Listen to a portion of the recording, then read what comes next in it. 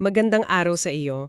Ngayon, sisilipin natin ang isang medyo mabigat na kaso galing Korte Suprema.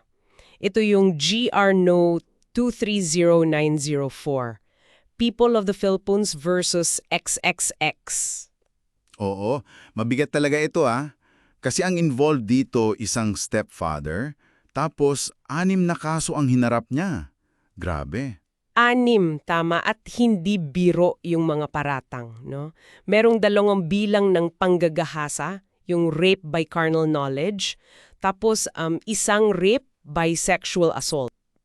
Na nading lascivious conduct eventually, pero rape pa rin ang initial charge. Okay.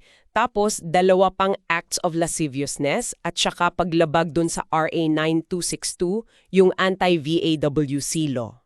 At ang mga biktima pa, mga minor de edad, 2 stepdaughters, sina AAA at BBB, saka yung sarili niyang anak, si CCC. Mga bata pa sila nung nangyari yung mga insidente. Nakakalungkot isipin.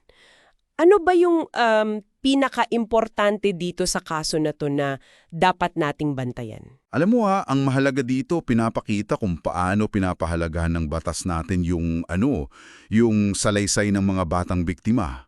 Lalo na kapag yung abuso nangyayari sa loob mismo ng bahay. Sa puder ng taong dapat, di ba, nag-aalaga sa kanila.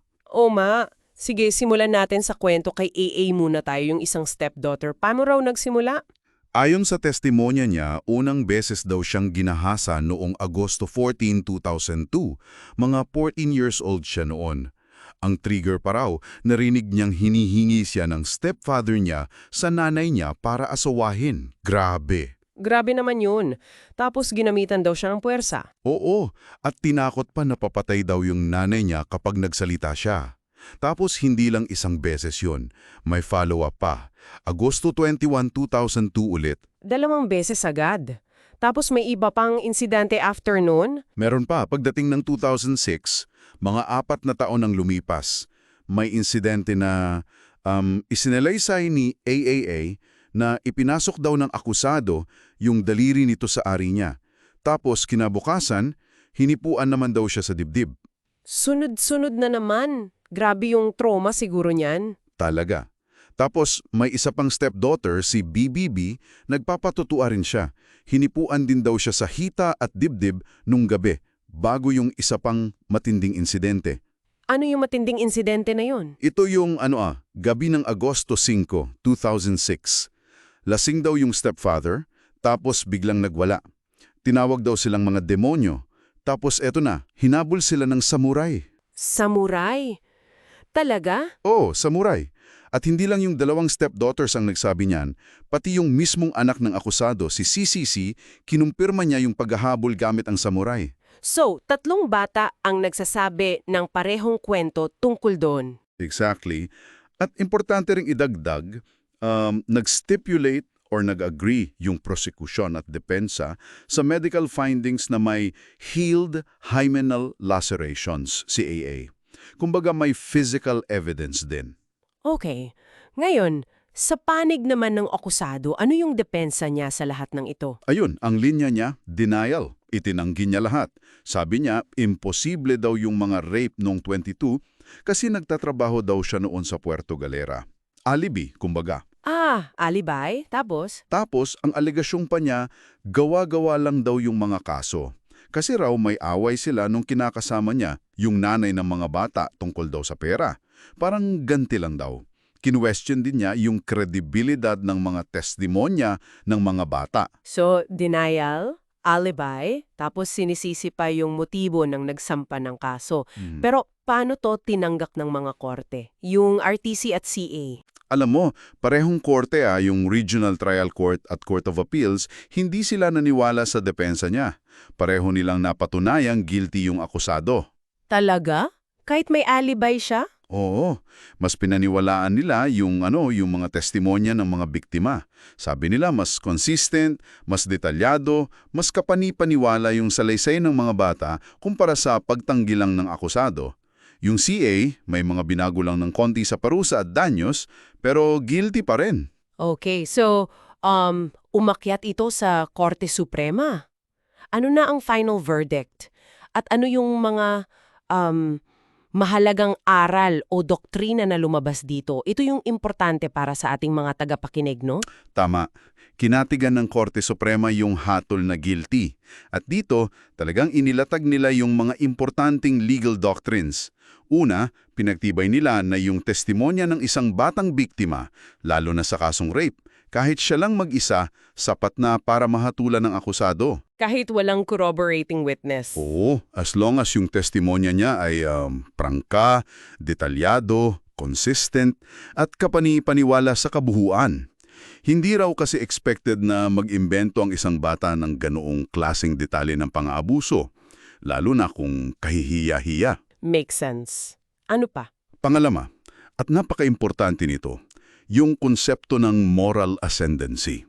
Ito yung impluensa o otoridad ng akusado sa biktima. Dahil stepfather siya, meron siyang ganong power, di ba? Oo, parang may control siya. Exactly. Sabi ng korte, yung moral ascendancy na to, pwedeng ipalit doon sa elemento ng force or intimidation sa rape. Hindi na kailangan ng physical na puwersa o direktang banta minsan. Yung mismong posisyon niya at relasyon sa bata, sapat na para makapang-abuso ng hindi nanlalaban yung biktima dahil sa takot or psychological control. Ah, okay. Gets ko. Malaking bagay yan sa mga kasong nangyayari sa loob ng pamilya. May iba pa bang points? Meron pa. Mariin nilang tinutulan yung victim blaming. Yung sinasabi ng depensa na kasalanan pa raw ng ina o ng biktima. Sabi ng korte, hindi yan katanggap-tanggap. Tapos, nilinaw din nila yung classification ng isang krimen. Yung rape by sexual assault? Oo. Sabi nila, dahil si AAA ay menor de edad, pero above 12 na nung nangyari yung pagpasok ng daliri, mas akma itong ituring na lascivious conduct sa ilalim ng Section 5B ng RA 7610, yung Special Protection of Children Act, although bigat pa rin yun. Okay, so may technical clarification doon. Tapos yung sa RA 9262? Kinumpirma nila yung violation doon, yung Section 5C, attempting to cause physical harm, dahil yun doon sa insidente ng paghahabol ng samurai. Malinaw na tangkang pananakit yun. Malinaw nga. So, kumpleto talaga yung analysis ng Korte Suprema. Ano na yung naging final na hatol o parusa sa kanya? Dahil qualified rape yung dalawang counts ng panggagahasa, stepfather siya ang hatol ay reclusion perpetua para sa bawat isa. At mahalaga to, walang parol. Walang parol. So, habang buhay talaga. Habang buhay. Tapos, para doon sa 3 bilang ng lascivious conduct, under RA 7610, reclusion perpetua din bawat isa. Grabe, no? Grabe. Ang daming counts ng reclusion perpetua. Tapos yung sa RA 9262? Para doon sa paglabag sa anti-VAW law, yung paghahabol ng samurai, ang parusa ay aresto mayor in its maximum period, which is mga 6 na buwan. May multa pa at pinapa-undergo siya ng mandatory psychological counseling or psychiatric treatment. At syempre yung danyo sa mga biktima. Oo, malaki-laki rin. Pinagbayadan siya ng civil indemnity, moral damages, at exemplary damages para sa bawat biktima, para sa bawat count na napatunayan. Multiple awards talaga. Talagang pinanagutan niya lahat. Oo. At itong kaso nag-iiwan talaga ng mahalagang tanong para sa ating lahat, diba? Pinapakita nito kung gaano kalaki yung responsibilidad ng mga may otoridad sa mga bata, lalo na yung mga itinuturing na pamilya, at kung paano gumagana yung batas para protektahan sila, kahit sa lugar na dapat sana ay ligtas sila. Tama. Para sa iyo na nakikinig, ano kaya yung pinakamalalim na aral na mapupulot natin dito? Lalo na sa usapin ng pagbabantay at pagprotekta sa mga bata sa loob mismo ng ating mga tahanan. Isang bagay na dapat nating pag-isipan.